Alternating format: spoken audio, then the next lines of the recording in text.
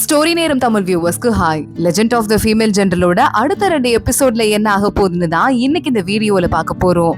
Last எபிசோட்ல ஹியாவோட கழுத்துல ரூஃபை வாழ வச்சிருந்தா அதோட தான் முடிஞ்சது. இந்த எபிசோட்ல ஒரே செகண்ட்ல ஹியா அவனோட கழுத்துல வாழ வச்சுட்டு ரொம்ப ஓவரா பண்ணிட்டு இருக்கீங்கல்ல உங்க 2 பேருக்கும் இன்னைக்கு நான் ஒன்னு வச்சிட்டு இருக்கேன்.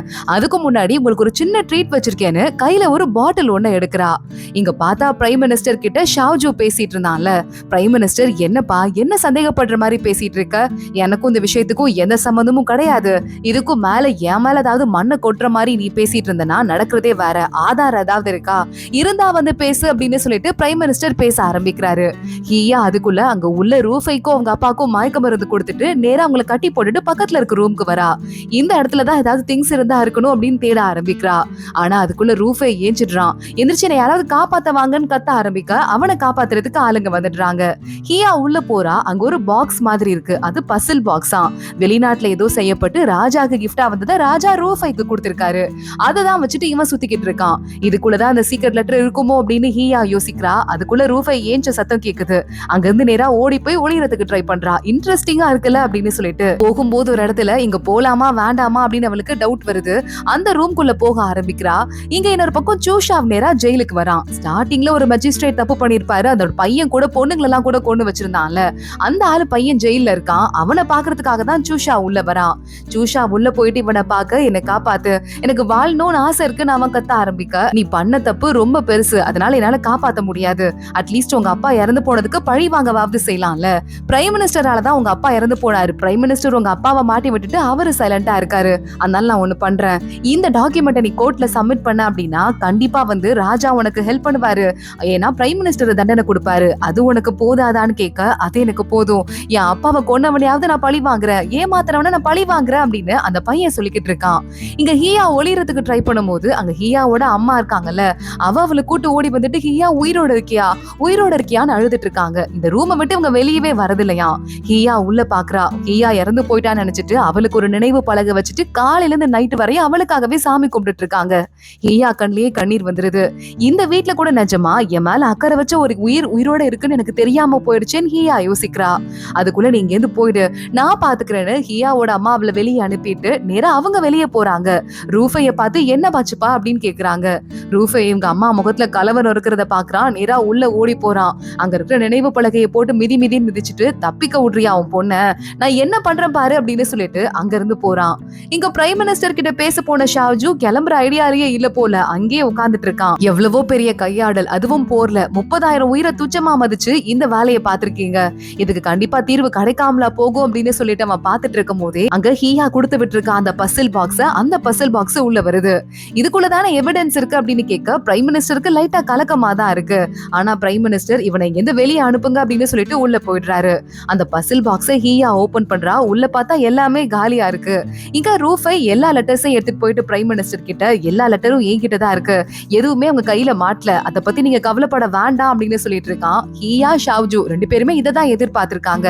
இதுல எதுவும் இருக்காது நமக்கு முன்னாடியே தெரியும். ஆனா எல்லா லெட்டர்ஸும் ரூஃபை கிட்ட இருக்கு, அத பிரைம் மினிஸ்டர் கிட்ட அவன் கொடுக்க மாட்டான். சோ பிரைம் மினிஸ்டர் அது உண்மையான லெட்டரா இல்லையான்னு தெரியாம கன்ஃபியூஸ் ஆவாரு. அவங்களுக்குள்ள குழப்பம் வரும். அதுதானே நமக்கு வேணும் அப்படின்னு சொல்லிட்டு 2 பேரும் சிரிச்சுட்டே பேசிட்டு இருக்காங்க. பிரைம் மினிஸ்டர் ரூஃபை கிட்ட இப்படியே விடக்கூடாது, நம்ம ஃபர்ஸ்ட் அட்டாக் ஆரம்பிச்சிட வேண்டியதா அப்படின்னு சொல்ல ஆரம்பிக்கிறாரு. இங்க ஹியாவும் ஷாவ்ஜுவும் அடுத்த நாள் காலையில வெளியே வரும்போது ஹியாவோட அம்மா அங்க வந்துடுறாங்க. நல்லா இருக்கியா அப்படின்னு ஷாவ்ஜு பாக்குறான். இங்க நிறைய பேர் இருக்காங்க, எதுவும் பேசி மாட்டி விட்டுறாதீங்கன்னு சொல்ல, நீ நல்லா இருந்தா எனக்கு அது போதும் அப்படின்னு ஹியாவோட அம்மா அழுதுட்டே பாத்துட்டு இருக்காங்க. நீங்க உங்களை நல்லா பாத்துக்கோங்கன்னு சொல்லிட்டு ஹியா அங்க இருந்து கிளம்பி போயிடுறா. இன்னைக்கு கோர்ட்ல ஒரு முக்கியமான மீட்டிங் ஒண்ணு இருக்கு.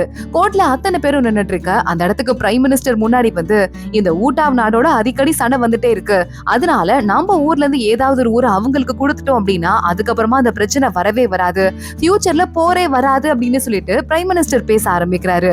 ஏன்னா ஊட்டாவ்ல ஏற்கனவே இவங்க மேல பயங்கரமா கோவத்துல இருக்காங்க, பிரைம் மினிஸ்டர் மேலையும் ரூஃபை மேலையும், போர்ல வேணும்னே தோக்காம போனதால. அதனால இந்த விஷயத்த பிரைம் மினிஸ்டர் வாலண்டியரா கொண்டு வந்து பிரச்சனை வராம தடுக்கலாம்ல அப்படின்னு சொல்ல மத்தவங்க எல்லாம் பேசுறாங்க. எப்படிங்க ஒரு ஊரை கொடுக்கறது, நம்ம சும்மா கொடுக்க முடியுமா, ஏற்கனவே நமக்கு நிறைய ஆபத்து ஏற்பட்டிருக்கு, அதுவும் அந்த ஊர்ல வர நிறைய நம்ம வீரர்கள் இருக்காங்க, அவங்களையும் சேர்த்து கொடுக்கற மாதிரியில இருக்கும் அப்படின்னு பேச ஆரம்பிக்க ஷாவ்ஜூ பாக்குறான். இதை நம்ம பண்ணவே கூடாது ராஜா, நம்ம நாட்டுக்கு தான் ஆபத்து அப்படின்னு சொல்ல ஆரம்பிக்கிறான். ராஜா பாக்குறாரு, எல்லாம் உங்க சுயநலத்துக்காக ஆளாளுக்கு ஒண்ணு பேசுறீங்க, யாராவது நாடு என்ன ஆக போகுதுன்னு யோசிச்சு பாத்தீங்களா அப்படின்னு கண்டபடி கத்த ஆரம்பிச்சுட்டு ஷாவ்ஜுவையும் திட்டிட்டு இருக்காரு. நான் போனா போதுன்னு மெதுவா பேசிட்டு இருக்கேன், நீ கேட்க மாட்டேங்கிறியா? உன் இஷ்டத்துக்கு ஆடுவீங்களா அப்படின்னு. இங்க பாருங்க, இத பத்தி இன்னொரு தடவை மறுபடியும் பேசலாம், அப்ப முடிவு பண்ணலாம், இங்க இருந்து கிளம்புங்க அப்படின்னு சொல்லிட்டு உத்தரவு போட்டுறாரு. பிரைம் மினிஸ்டர் முகமே மாடிடுது. அப்ப ரூஃபை கூட வந்துட்டு, உங்க பேச்சுதான் ராஜா இன்னும் மீறலையே, அதுவும் இல்லாம ஷாவ்ஜுவை கூட கத்தி விட்டாரு, அப்பயும் ஏன் சோகமா இருக்கீங்க அப்படின்னு கேட்க பிரைம் மினிஸ்டர் பாக்குறான். ஷாவ்ஜுலாம் எனக்கு ஒரு ஆளே கிடையாது, ஆனா ராஜா நான் என்ன சொன்னாலும் குட்டி போட்ட மூணை மாதிரி அப்படியே கேட்டுட்டு இருந்தாரு. ஆனா இப்ப அவர் என்ன சந்தேகப்பட ஆரம்பிச்சுட்டு அப்புறம் பேசிக்கலாம்னு சொல்லிட்டாரு. அந்த வருத்தம் தான் அப்படின்னு பிரைம் மினிஸ்டர் அங்க இருந்து கிளம்புறான். இங்க அந்த லீ இருக்கான்ல, அதான் தளபதி லீ, ஹியாவோட துணை தளபதியில ஒருத்தன். அவன் இந்த ஊருக்குள்ள பயங்கர கிராண்டா ஏதோ ஒரு பொண்ணை கல்யாணம் பண்ண போறேன் அப்படின்னு சொல்லிட்டு சூப்பரா வந்துட்டு இருக்கான். இங்க அப்படியே பரபரப்பா ஹியா வெயிட் பண்ணிட்டு இருக்கா. அவளை பாக்குறதுக்கு ஆளுங்க எல்லாம் உள்ள ஓடி வந்துட்டு இருக்காங்க. லீ சூ டாட்டான்னு கூடவே லீய கூட்டு வராங்க. லீ பார்த்து ரொம்ப நாள் ஆச்சு அப்படின்னு ரெண்டு பேரும் ஏதோ பேச ஆரம்பிக்கிறாங்க. கரெக்டா இந்த ஊட்டாவோட ஒரு ஆளு இந்த ஊர்ல கடை வச்சிருக்கான்ல, அப்பப்ப ரூஃபை எல்லாம் பார்த்து பேசுவான்ல சீக்கிரட்டா, அவனை வந்து போலீஸ் கைது பண்ண ஆரம்பிக்கிறாங்க. அதே மாதிரி இந்த மெஜிஸ்ட்ரேட்டோட பையனும் நான் ராஜாட்ட முக்கியமான டாக்குமெண்ட்டை சப்மிட் பண்ணணும்னு கத்த ஆரம்பிக்கிறான். கரெக்டா அப்பன்னு பார்த்து பிரைம் மினிஸ்டரை பாக்குறதுக்கு சூஷா போயிடுறான். பிஸியா இருக்கிற நேரத்துல என்ன பார்க்க வந்திருக்கேப்பா அப்படின்னு பிரைம் மினிஸ்டர் கேட்க, சில முக்கியமான விஷயத்த கேட்டேன் மாஸ்டர், அதனாலதான் உங்களை பாக்குறதுக்கு வந்திருக்கேன். இந்த ஒருத்தர் நீங்க அடிக்கடி ஒரு கடைக்கு போவீங்கல்ல, அந்த கடையோட ஓனரை கைது பண்ணிருக்காங்களாம். பிங்கி எப்பவுமே அந்த கடையை பத்தி சொல்லிட்டே இருப்பா, உங்களுக்கு ரொம்ப ஃபேவரட்டான கடைன்னு, அதனால அதை பார்த்து மனசு கஷ்டமாயிருச்சுன்னு உங்ககிட்ட வந்தேன். அது மட்டும் இல்லாம அப்படின்னு எல்லா விஷயத்தையும் சொல்ல ஆரம்பிக்க, அந்த மாஸ்டர் ஒரு செகண்ட் ஸ்ட்ரக் ஆகி நின்னுடுறாரு. பரவாயில்லையே, உனக்கு எல்லா விஷயமும் ஒரே நேரத்தை தெரியுது, சூப்பர் அப்படின்னு சொல்ல ஆரம்பிக்கிறாரு. ஜூஷா, உங்க மேல எனக்கு நிறைய அக்கறை இருக்கு, அதனால நான் தெரிஞ்சுக்கிட்டேன் அப்படின்னு சமாளிச்சிட்டு இருக்கான். இங்க ஹியா சொல்லிட்டு இருக்கா, இப்ப வேற வழியே இல்ல பிரைம் மினிஸ்டருக்கு, ரூஃபை கவுந்து விட்டுட்டான், அதனால முழுக்க முழுக்க ஷூஷாவ் என்ன சொல்றானோ அதை தான் கேட்டாகணும் அப்படின்னு சொல்லிக்கிட்டு இருக்கும் போதே ஜூஷாவ் கிட்ட இப்ப என்ன பண்ணலாம் அப்படிங்கிற மாதிரி பிரைம் மினிஸ்டர் ஐடியா கேட்க ஆரம்பிக்கிறாரு. ரூஃபை அங்க வரான், ஒழுங்கா இங்க இருந்து போன ரூஃபை அங்க இருந்து துரத்தி விட்டுறாரு. முக்கியமான ஒரு மீட்டிங் ஒண்ணு இருக்கு, அந்த மீட்டிங்காக எல்லாரும் ஆள் ஆளுக்கு கிளம்பிட்டு இருக்காங்க. டாட்டா சொல்லிக்கிட்டு இருக்கா, போயிட்டு நல்லபடியா பத்திரமா திரும்பி வா அப்படின்னு சொல்லிட்டு ஹியாவை பார்த்து சொல்ல, நல்லபடியா நான் போயிட்டு வரேன், யாரும் கவலைப்படாதீங்க அப்படின்னு சொல்லிட்டு ஹியா அங்க இருந்து கிளம்புறா. ஷாவ்ஜுவும் பின்னாடியே போயிட்டு இருக்கான். இன்னைக்கு ராஜா சாமி கும்பிடுற நாளாம், எல்லா தளபதிகள் மினிஸ்டர்லாம் கூட அங்க இருக்கணுமா, அத்தனை பேர் அங்க வெயிட் பண்ணிட்டு இருக்காங்க. ராஜா சாமி கும்பிட்டு முடிக்கிறாரு.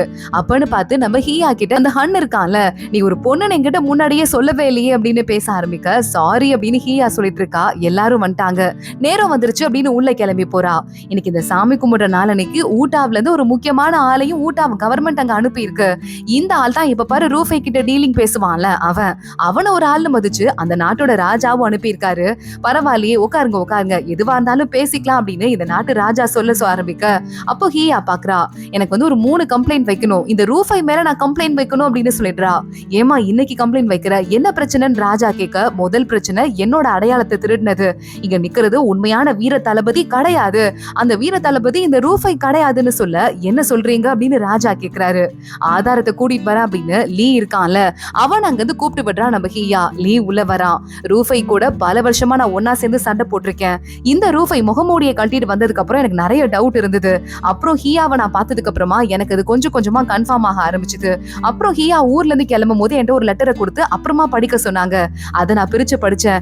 அதுலதான் வந்து நாங்க சங்கேத முறையில தான் பேசிக்குவோம், போர் நடக்கும் போது நிறைய பேருக்கு எழுத படிக்க தெரியாதுங்கிறதுக்காக ஓவியத்துல பேசிக்குவோம், அந்த ஓவியம் இருந்தது, அது எனக்கும் ஹியாக்கும் மட்டும்தான் தெரிஞ்ச விஷயம். அப்போ உண்மையான வீர தளபதி இந்த ரூஃபை கிடையாது, ஹியாங்கிறத நான் கண்டுபிடிச்சேன்னு சொல்லிட்டு எல்லா விஷயத்தையும் லீ சொல்ல ஆரம்பிக்கிறான். இதை சொல்றதுக்காக தான் இந்த ஊருக்குள்ள கல்யாணம் பண்ற சாக்குல நான் வந்தேன் அப்படின்னு.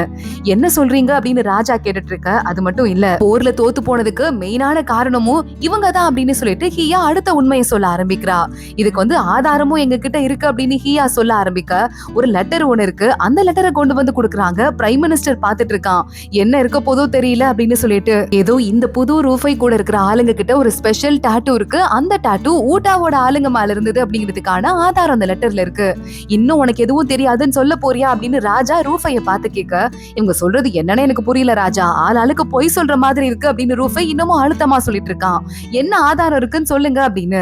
ராஜா இன்னும் கோபம் ஆயிடுறாரு. இப்ப அடுத்து என்ன பண்ண போறீங்க, ஏதாவது ஆதாரம் வச்சிருக்கீங்களா அப்படின்னு ராஜா கேட்டுட்டு இருக்க, அந்த இடத்துக்கு ஹியாவோட அம்மா வந்துடுறாங்க. இதுல இருந்து எல்லா ஆதாரத்தையும் நடத்திட்டு வந்துட்டேன், பக்கத்து நாடு ஊட்டாவுக்கு இவங்க போட்ட அத்தனை லெட்டர்ஸ்மே இதுல இருக்கு அப்படின்னு அந்த லெட்டர்ஸ் எல்லாம் கொண்டு வந்து அவங்க அம்மா கொடுத்துடுறாங்க. ஹியாவே ஷாக் ஆயிட்டு பாத்துட்டு இருக்கா. ஷாவ்ஜுக்கு மட்டும்தான் அவங்க அம்மா இன்னைக்கு கோர்ட்டுக்கு வர போற விஷயம் தெரியுமா. ரூஃபை அவங்க அம்மாவையும் பார்த்து முறைச்சு, இவ ஒரு பொம்பளை, இவ சொல்ற கண்டதையெல்லாம் நான் நம்ப முடியாதுன்னு சொல்ல, என் பொண்ணுதான் உண்மையான வீர தளபதி, அவளை சின்ன வயசுல இருந்தே ரெடி பண்ணாங்க, பாவம் வரைக்கும் அவளுக்கு என்னைக்குமே நீதியும் கிடைக்கவே இல்ல. இன்னைக்காவது நான் அதை சொல்லியே ஆகணும். எனக்கு விஷம் கொடுத்து வீட்டுல வச்சிருந்தாங்க. ஆனா அதையும் தாண்டி இன்னைக்கு நான் கோர்ட்ல அதை சப்மிட் பண்றதுக்காக வந்துட்டேன்னு சொல்லிட்டு அவங்க வாயில ரத்தத்தோட கீழே விழுந்துட, என்ன ஆச்சுமா அப்படின்னு சொல்லிட்டு ஹீயா பார்த்து பதற ஆரம்பிக்கிறா. என் பொண்ணு என்ன அம்மான்னு கூப்பிட்டுட்டா, இதுக்கும் மேல எதுவுமே எனக்கு தேவை கிடையாது, நீ நல்லா வாழ்ந்தா எனக்கு அது போதும்னு சொல்லிட்டு அவங்க அம்மா அப்படியே இறந்து போயிடுறாங்க. ஹீயா மனசே உடைஞ்சிருது. அவ அங்க இருந்து அப்படியே அழுதுட்டே போலான்னு பார்க்க பக்கத்துல நிக்கிற ஹன்னு தடுத்து நிறுத்துறான் தளபதி. ஹீயா பாக்குறா, கையில வாள் எடுத்து ரூஃபையோட கழுத்துல வாளை வச்சுட்டு, ராஜா பாத்துட்டு தானே இருக்கீங்கன்னு கேட்க ராஜா பாக்குறாரு. என்னையா நடக்குது ரூஃபை, இந்த அளவுக்கு மோசமா வேலை பார்த்துட்டு இருக்க, உனக்கு கண்டிப்பா தண்டனை கொடுக்கணும்னு கேட்க உடனே பிரைம் மினிஸ்டர், இதெல்லாம் ஒரு பெரிய ஆதாரம், நம்ம எப்படிங்க தண்டனை கொடுக்க முடியும் அப்படின்னு கேட்க ஆரம்பிக்கிறாரு. ஹீயா சொல்லிட்டு இருக்கா, அந்த லெட்டர்ல ரூஃபைக்கான ஆதாரம் மட்டும் இல்ல, உங்களை பத்தின எல்லா ஆதாரமும் இருக்கு. 30,000 வீரர்கள் நம்ம ஆளுங்க இறந்திருக்காங்க, அத்தனை பேரையும் கொன்னுட்டு ஆனா போய் ஊட்டாவோட ஒரு டீலிங் ஒண்ணு போட்டிருக்கீங்க. இதோ இங்க வந்திருக்கானே ஊட்டாவில இருந்து ஒரு பிரதிநிதி, அவன் கூட சேர்ந்துதான் இவர் டீலிங் போட்டிருக்காரு, இதுக்கான ஆதாரமும் எங்க கிட்ட இருக்கு அப்படின்னு சொல்லிட்டு நம்ம ஹீயா பார்க்க சூஷா வந்துடுறான். சூஷா மாஸ்டரை பத்தி, அதாவது பிரைம் மினிஸ்டரை பத்தி ஆதாரத்தை சமர்ப்பணம் பண்றான். எங்க மாஸ்டர் ரொம்ப ரொம்ப நல்லவரா தான் இருந்தாரு, எப்ப அவர் மாறினாருன்னு எனக்கு தெரியல, ஒருவேளை நான் தான் அவர் நல்லவருன்னு ஆரம்பத்துல இருந்து தப்பா நினைச்சிட்டு இருந்தேன் போல, ஆனா இப்படியே விட்டா அவர் போற பார்த்து தப்பா போயிடும், அதனாலதான் அதுக்கான ஆதாரத்தை நான் இங்க சப்மிட் பண்றேன் அப்படின்னு சொல்லிட்டு அதையும் சப்மிட் பண்ண, அவ்வளவுதான் மினிஸ்டர் ரொம்ப வெறுத்து போயிடுறாரு. அப்பன்னு பார்த்து ராஜாக்கு வயசாயிருச்சு, இப்படியே போனா சரிப்படாது, உள்ள வாங்க அப்படின்னு மினிஸ்டர் கூப்பிட எக்கச்சக்கமான ஆளுங்க உள்ள வராங்க. அப்படியே ராஜாவோட கழுத்திலேயே கூட வால் வைக்கிற அளவுக்கு போயிடுறாங்க. சுத்தி நிக்கிறாங்கல்ல நம்ம ஹீயா ஷாவ்ஜு அப்படின்னு சொல்லிட்டு சூஷாவ்னு, அவங்களையும் கூட சிறப்பிடிச்சிடுறாங்க. இது ராஜ துரோகம் தெரியுமா தெரியாதான்னு ராஜா கத்த ஆரம்பிக்க சூஷாவ் பார்த்துட்டே இருக்கான். ரூஃபை உடனே இங்க இருக்கிற ஆர்மி எல்லாரும் என்னோட கண்ட்ரோல்ல இருக்காங்க, என்னோட ஆர்மின்னு உங்களுக்கு தெரியாதான்னு சொல்ல, அப்பன்னு பார்த்து ஹீயா சிரிக்க ஆரம்பிக்கிறா. ஷாவ்ஜு அங்க உள்ள வந்துடுறான். எல்லாரும் ஆரம்பிங்க அப்படின்னு கத்த ஆரம்பிக்க வீரர்கள் எல்லாருமே இப்ப பிரைம் மினிஸ்டருக்கு எதிராக திரும்பிடுறாங்க. ரூஃபையோட கழுத்திலேயே வால் வச்சிட்டு இருக்காங்க. என்ன நடக்குதுன்னு பிரைம் மினிஸ்டர் ஒன்னும் புரியாம பார்க்க ஹீயா பாக்குறா. இங்க இருக்கிற வீரர்கள் ஒன்னும் உன்னோட வீரர்கள் கிடையாது, வீர தளபதியோட வீரர்கள், அது நீ இல்லங்கிறது அவங்களுக்கு தெரிஞ்சிருச்சு, இன்னும் உன் பேச்சை கேட்டுட்டு இருப்பாங்கன்னு நினைக்கிறியா அப்படின்னு கேட்க சூஷா மாஸ்டர் கால விழறான். மாஸ்டர் இதுக்கும் மேல வேண்டாம், சரணடைஞ்சிருங்க அப்படின்னு சொல்லிக்கிட்டு இருக்கான். அதெல்லாம் முடியாது அப்படின்னு பிரைம் மினிஸ்டர் விடாப்படியா சொல்லிக்கிட்டு இருக்க ராஜா பாக்குறாரு. இந்த 2 பேரையும் புடிச்சு விசாரிக்க ஆரம்பிங்க, விசாரிச்சு முடிச்சது பேர் 2 பேரையும் கொண்டு போடுங்கன்னு சொல்ல அந்த 2 பேரையும் அங்க இருந்து கூட்டு போயிடுறாங்க. ஹீயா பாத்துட்டே இருக்கா. ஷாவ்ஜு உடனே இவங்க தான் ஊட்டாவோட சேர்ந்துட்டு ஒரு பெரிய தோல்வியை நம்ம நாட்டு கொடுத்திருக்காங்க, சண்டை போட விடாம பண்ணிருக்காங்க, எங்க அப்பா மேல எந்த தப்பும் இல்ல அப்படிங்கறத நீங்க வெளியே கொண்டு வரணும்னு சொல்ல ராஜா அமைதியா பாக்குறாரு. அடுத்து ஹீயாவை பார்த்து, நீயும் தப்பு பண்ண ஒரு ஃபேமிலில இருந்து வந்திருக்க, உனக்கு தெரியுதாமா அப்படின்னு கேட்க அதோட தான் இந்த எபிசோட் முடியுது. இன்னும் அடுத்து இருக்கிற 4 எபிசோட்ஸ்ல என்ன ஆக போகுது தொடர்ந்து பார்க்கலாம். இந்த வீடியோவை லைக் பண்ணிக்கோங்க, மறக்காம சேனலுக்கு சப்ஸ்கிரைப் பண்ணி பெல் ஐக்கனையும் கிளிக் பண்ணிக்கோங்க. அடுத்த வீடியோல பார்க்கலாம். அது வரைய பாய்.